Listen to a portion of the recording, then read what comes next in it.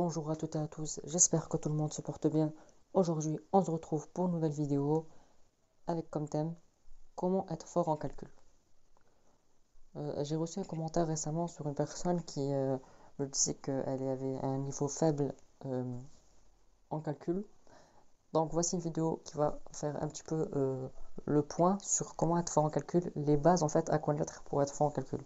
Parce que vous allez voir que pour être fort en calcul, il faut tout simplement avoir les bases qui vont permettre ensuite de résoudre tous les problèmes mathématiques. Sans tarder, on va commencer par un premier exercice qui va nous permettre justement de voir une première base qui sont les puissances. Pourquoi? Parce que les puissances sont souvent utilisées en mathématiques car ça permet de simplifier beaucoup les calculs. C'est parti. Alors voici un exercice où vous aurez à faire 6 calculs différents de puissance. Je vous laisse un petit peu de temps, vous essayez de les faire. Je vous conseille franchement de prendre une feuille et d'essayer de faire les exercices pour voir ce que vous savez faire et ce que vous ne savez pas faire. Là aujourd'hui, sur cette vidéo, ça va permettre de faire le bilan de votre niveau dans tout ce qui est les bases en calcul. Et sans tarder, voilà, faites pause si vous voulez faire. Là pour l'instant, je vais corriger. Donc A plus A, il faut savoir que ça fait 2A. Pourquoi? Parce que si on met un coefficient devant, on fait 1A plus 1A, le A c'est le même, donc on met A, et 1 plus 1 ça fait 2. Donc on fait 1A plus 1A, ça fait 2A. Maintenant, on a A fois A. A fois A, normalement vous savez, ça fait A au carré. Pourquoi? Parce que si je vous fais 6 fois 6, vous allez me dire 36. Mais si, par exemple, vous ne savez pas, c'est x fois x, ça fait x au carré. Maintenant, on a A fois 3. A fois 3, ça fait 3A, tout simplement. Prochain calcul, c'est a au carré, le tout à la puissance 3. Quand vous avez ce genre de calcul, il faut savoir qu'il faut en fait tout simplement multiplier les puissances.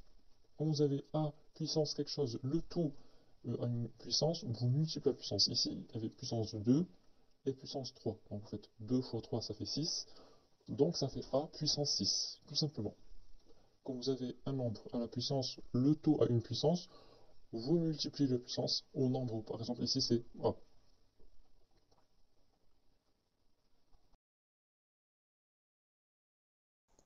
Prochain calcul, c'est A au carré fois A au cube. Donc là, en fait, on multiplie un même nombre avec deux puissances différentes. Quand vous avez un même nombre avec deux puissances différentes, quand vous avez le produit des mêmes nombres avec deux puissances différentes, il faut additionner les puissances. Donc quand il y a un fois entre deux mêmes nombres avec deux puissances différentes, on additionne les puissances. Donc ici, 2 plus 3, ça fait 5.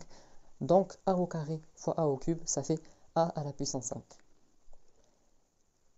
Et enfin, le dernier, A puissance 0. Donc A puissance 0, ça fait combien, à votre avis? Mais il faut savoir qu'il n'y a pas de puissance. Donc, parce que la puissance, elle est nulle, elle est égale à 0. Donc le nombre, il est tout simplement égal à 1. Donc A puissance 0 est égal à 1. 10 puissance 0 est égal à 1. Tout nombre à la puissance 0 est égal à 1, tout simplement. Donc déjà, faites le bilan de ces calculs en puissance. Il y a 6, essayez de vous mettre une note sur 6 pour voir déjà est-ce que vous êtes bon en puissance ou pas. On va sans tarder passer au deuxième exercice qui est l'addition de fractions. En mathématiques, dans les calculs, dans les gros calculs, on rencontre souvent des sommes de fractions et donc on ne sait pas en fait comment les additionner. On va voir ici la méthode, une méthode que j'avais découvert par Ed Academy, donc c'est un youtubeur, un professeur de mathématiques, donc qui montre vraiment des bonnes méthodes en maths, je vous le conseille franchement. Et donc, parce que nous à la base on avait l'habitude de mettre sur le même dénominateur et essayer de multiplier le numérateur pour voilà donc avoir un nombre sur un même dénominateur. Là il y a une méthode qui est plutôt simple et rapide en fait, vraiment très très rapide, que je vous conseille vraiment. Donc écoutez bien, on va tout simplement multiplier le dénominateur. Donc ici on a 4 fois 2 qui est égal à 8. Donc le dénominateur, on le multiplie. Ensuite, on va additionner le numérateur de la première fraction avec le dénominateur de la deuxième fraction. Donc 3 plus 2, ça fait 5. On va faire 5 plus, et là on a 4 plus 6, ça fait 10. Donc on aura comme réponse 15 sur 8. Donc la technique, c'est qu'on multiplie les dénominateurs et qu'on additionne le numérateur de la première fraction avec le dénominateur de la deuxième fraction. Et pareil, on additionne le numérateur de la deuxième fraction avec le dénominateur de la première fraction. Voilà. Essayez de faire le deuxième. Donc ici, 3 fois 4, ça fait 12. Et 8 plus 4, ça fait 12. Et 9 plus 3, ça fait 12. Donc on a 12 plus 12 sur 12. Ce qui fait 24 sur 12. Et 24 sur 12, on peut vraiment le calculer. C'est égal à 2. Donc voilà une méthode qui est vraiment efficace et rapide en fait. Contrairement à la technique où il faut mettre sur le même dénominateur, essayer de multiplier par le même nombre en haut, en bas, voilà, ça c'est compliqué. Voilà une méthode rapide et simple. Parce que vous avez vu, en moins de 10 secondes, le calcul il est fait en fait. Voilà, donc ça c'était les bases en addition de fractions. On va voir maintenant, toujours avec les fractions, nous allons voir la multiplication, donc le produit de fractions. Alors le produit de fractions, c'est facile, c'est rapide, parce qu'en fait, ça consiste seulement à multiplier les numérateurs entre eux et les dénominateurs entre eux. Donc ici, on a 3 quarts fois 7 sixièmes. Tout simplement, on multiplie les numérateurs, ça veut dire qu'on fait 3 fois 7. Donc là, je vais vous le détailler, comme ça vous allez bien comprendre. On écrit 3 fois 7 sur 4 fois 6. On multiplie les dénominateurs. Donc ça nous fait 21 sur 24. Et voilà le résultat. C'est tout simplement ça, multiplier deux fractions. Pour le deuxième, on a moins 6 fois moins 8, ce qui fait 48. Pourquoi? Parce qu'on a le produit de deux nombres négatifs, et comme on le sait bien, moins fois moins, ça fait plus. Et en dessous, on a 7 fois 3 qui fait 21. Donc le résultat est 48 sur 21. Et bien sûr, ce résultat, on pourra le simplifier. Je ne vais pas le faire maintenant, on le verra tout à l'heure avec la simplification des fractions. Maintenant, on va voir les divisions de deux fractions. Donc je vais faire la division de 3 septièmes divisé par 1 huitième. Quand vous avez ce genre de calcul, il faut, comme on vous dit toujours, diviser une fraction, c'est multiplier par son inverse. Donc ici, on a 3 septièmes divisé par 1 huitième. On va faire 3 septièmes divisé par l'inverse, donc 8 sur 1. Et là, on applique comme au-dessus, comme pour un produit de fractions. On va faire tout simplement 3 fois 8 est égal à 24. Et 7 fois 1, ça fait 7. Voilà, c'est tout simplement ça, la division. En fait, division, si vous savez faire la multiplication de fractions, vous allez automatiquement savoir faire la division de fractions. Pourquoi? Parce qu'en fait, à la fin, c'est la même méthode. Vous allez dans tous les cas multiplier le numérateur et le dénominateur. Donc pareil, si on fait 2 tiers divisé par 3 cinquièmes, je multiplie par l'inverse, ça fait 2 tiers fois 5 tiers, et c'est égal à 19e. Voilà. Donc toujours avec les fractions, cette fois on va voir la simplification. Donc des fois on a des grosses fractions, et on voudrait les simplifier pour réduire la complexité du problème mathématique. Donc là on va prendre des nombres simples pour vous expliquer la méthode. Le but c'est que vous compreniez la méthode. Si vous savez faire avec des petites fractions, vous allez automatiquement savoir faire avec des grandes fractions. Le but c'est de décomposer le numérateur et le dénominateur. Ici le numérateur il est petit, donc on va faire 3 fois 1. Et on va essayer de prendre le même nombre pour la décomposition du dénominateur. On sait que 12 c'est 3 fois 4. Et on remarque qu'on peut simplifier. C'est pour ça qu'on parle de simplification.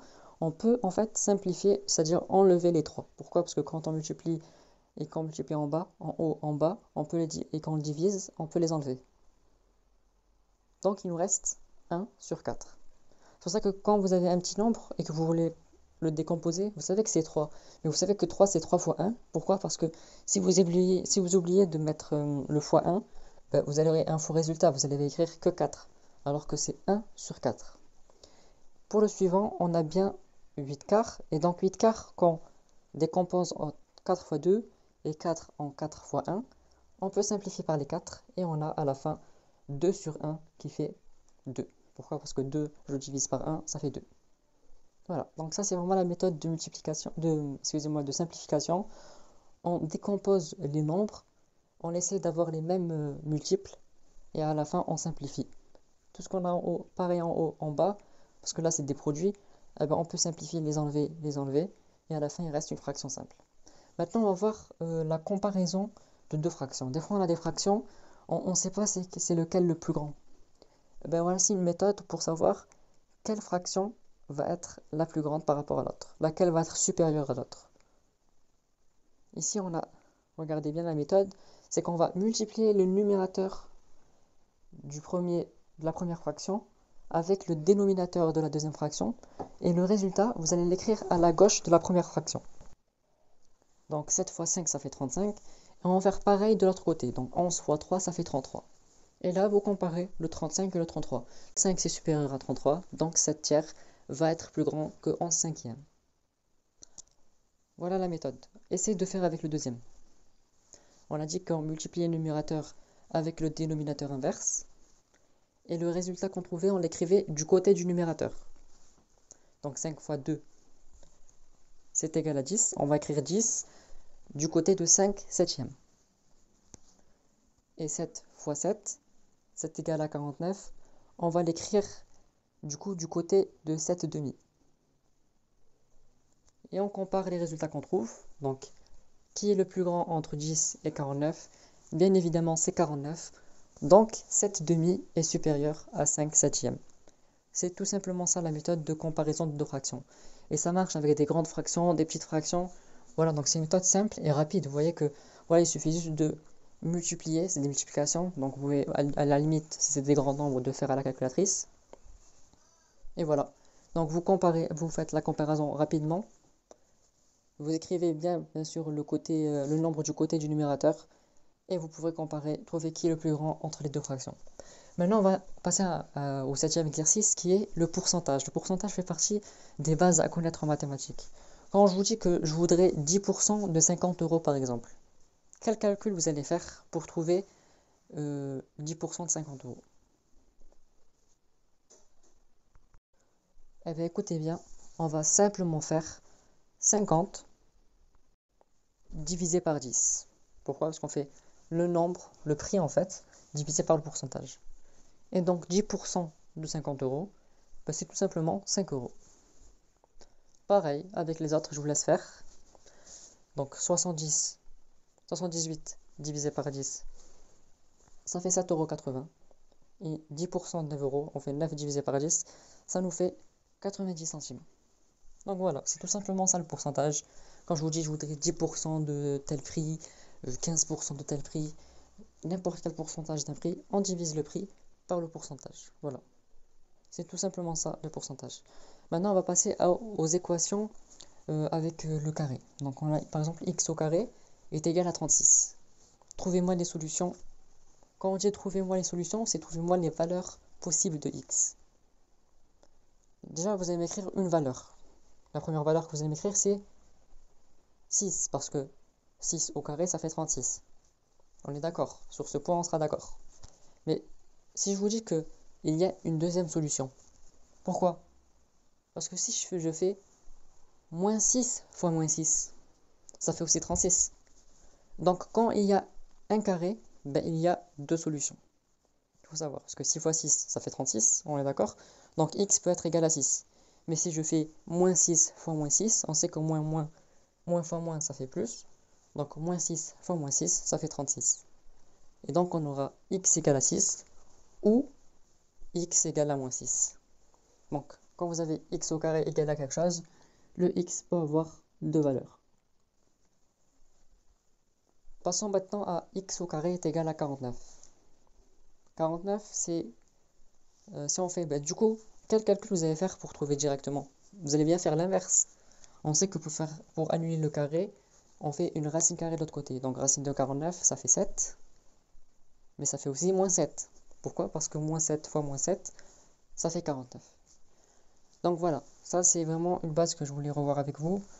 Quand vous avez un nombre au carré, x au carré est égal à un nombre, eh ben x c'est égal, ou plutôt peut être égal à deux nombres. Et c'est-à-dire un nombre et son opposé. On va passer maintenant à la factorisation. Vous avez une fonction ou une équation, donc 9y moins 12, et on voudrait factoriser cette expression. Comment on va faire? Eh bien, en fait, il faut trouver un facteur commun. C'est quoi un facteur commun? C'est un nombre qui va être commun à 9. Voilà, je vous dis la réponse, c'est 9. Et à 12, on sait que 9, si on le décompose, excusez-moi, ça fait 3 fois 3. 12, c'est égal à 3 fois 4. Il y a bien un nombre en commun qu'on va multiplier. Le nombre en commun qu'on va multiplier, il s'appelle le facteur commun. Ici, c'est 3. Et bien, on va faire 3, entre parenthèses. On a dit que c'était 3 fois 3 qui égale à 9, donc on va mettre 3, y, moins, parce qu'il y a moins 12, et on a dit que 3 fois 4, ça fait 12, donc on va mettre moins 4. Donc ça, c'est la factorisation. On trouve le facteur commun, et si vous regardez bien, ça va faire le chemin inverse. Le chemin inverse, ça s'appelle le développement. On va développer l'expression. Développer l'expression, c'est en fait le chemin inverse de la factorisation. Ça veut dire qu'on va retrouver l'expression que je vous ai écrite en noir, c'est-à-dire b est égal à 9y moins 12.